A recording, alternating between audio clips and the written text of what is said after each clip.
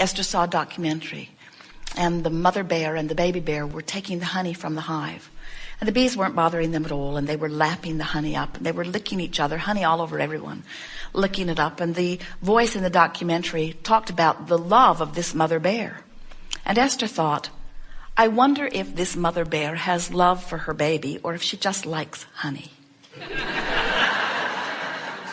It was really hard to know what a bear feels. And that night, Esther dreamed.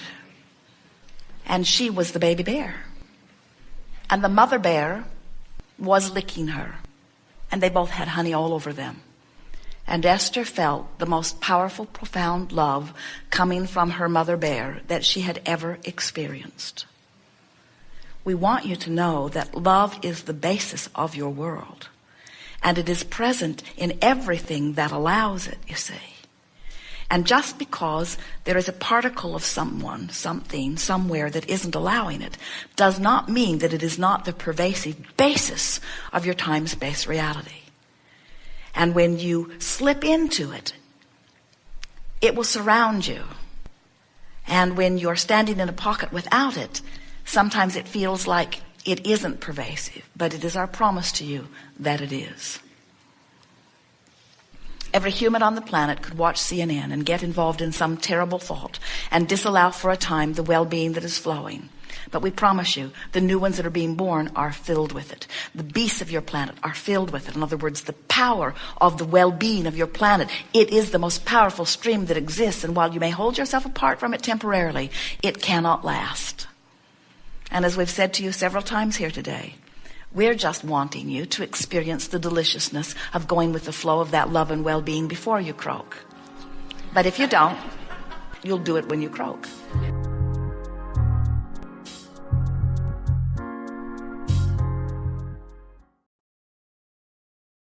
Good afternoon, Abraham. It is.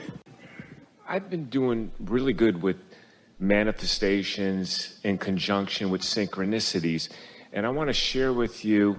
Manifestations are all about timing, and timing and synchronicity, that's the perfect combination. So it's one and the words. same? Yes, okay. It is. I want to share some things with you, some specifics. And we want to throw one more Sure, word in, and then we won't interrupt Sure, again until take you've your time. spilled it. The other word is cooperative components. Cooperative components, timing, synchronicity, it's all the same. And I do all your principles, Abraham, to the best of my ability.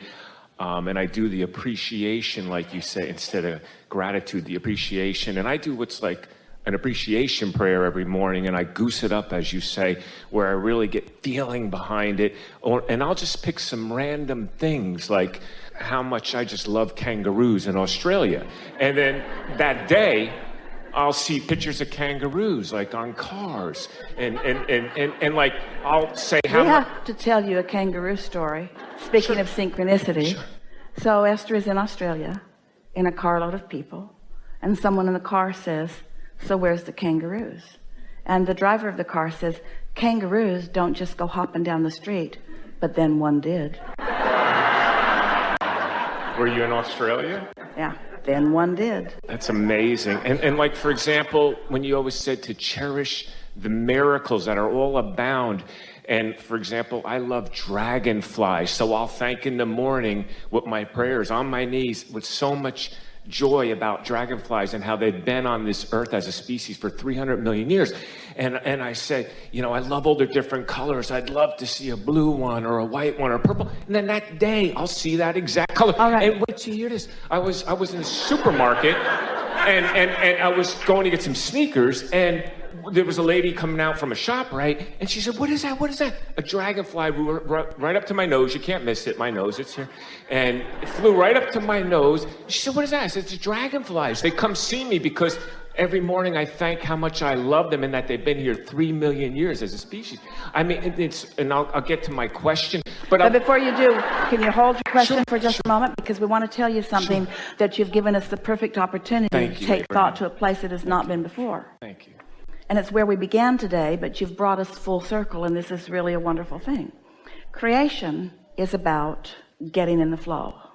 And we began today by talking about the law of attraction and about the path of least resistance. So now think about thought paths. So think about how when you think in connection with your source energy, because you're in appreciation when you're doing it, so you've got that leverage, you're all tuned in, tapped in, turned on with this energy of source, so you have a powerful point of attraction, and you are thinking about the dragonfly or anything, the dragonfly. Think about what your thought is doing to carve out the path of least resistance. Can you see how that thought just creates the pathway that makes it not just logical but absolute, that dragonfly or many would find their way into your experience because you've carved out the path? Did you hear us? Esther carved out a path to her wonderful driver putting the wrong fuel in the van. She carved out that path, not meaning to, not wanting to, but she was part of the process, and so was he. That's what your power of influence is. You are carving out paths all of the time. So you started with this really important position of manifestation. We want you to think in terms of every moment being manifestation, and in this manifesting moment, what paths are you carving out with your powerful thoughts? If you want dragonflies, think about them. You carve a path and they come to you. Doesn't matter what you want, carve the path. But when you carve the path of its absence, when you carve the path of its blockage, when you carve the path of it not coming, you've carved that path too. You get what you think about. You are path carvers. Stay there for a moment and feel that. Feel the importance of that. You create your own reality, and this is how. You wonder how you turn thoughts to things. That's how you do it. You turn thoughts to things by thinking the thoughts that carve the path, that they allow the things to move to you, to evolve through the path into your experience. That's how it works. That's how thoughts turn to things, by you carving out the path. So if you want to know why the things are in your experience, you carved a path. If you want to know why people behave to you the way they do, you carved a path. You want to know why you're disrespected? You carved the path. You want to know why you're respected? You carved the path.